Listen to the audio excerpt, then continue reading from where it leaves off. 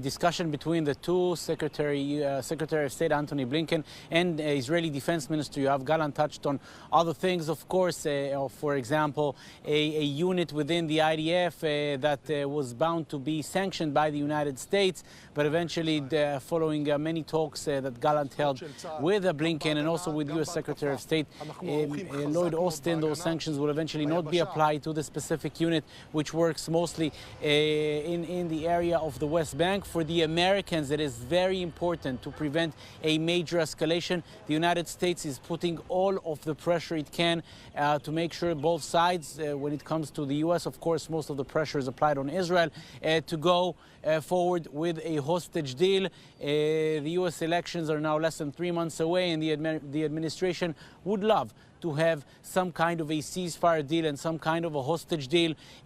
First, to bring some quiet, temporary or permanent to the Middle East, but also to present to the voters at home, telling them, showing them that there's some kind of an achievement here in the Middle East. This was also apparent in the talks. At the same time, the United States also conveying a very strong message against Finance Minister Bezalel Smotrich, Finance Minister here in Israel. Smotrich is one of perhaps the leading opponent of this hostage deal, which we just mentioned. He said yesterday morning that he hopes and he believes that Prime Minister Benjamin Netanyahu will not fall to the trap presented by the international community. This following the call by officials from the United States, Qatar and Egypt to proceed with negotiations, and Israel agreeing to send a delegation to talks this coming Thursday.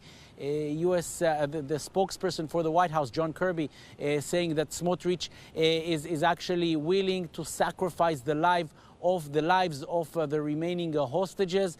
A lot there on the line between the U.S. and Israel, and yes, those, all of these topic points were present in that call between Blinken and Gallant. A lot at stake for the United States, who is eager to see both sides, Israel and Hamas, pushing forward towards some kind of a deal. We heard the American delegate saying last week that they believe that a deal is close. We're not hearing the same optimism in Israel, but still negotiations are set to resume this coming Thursday.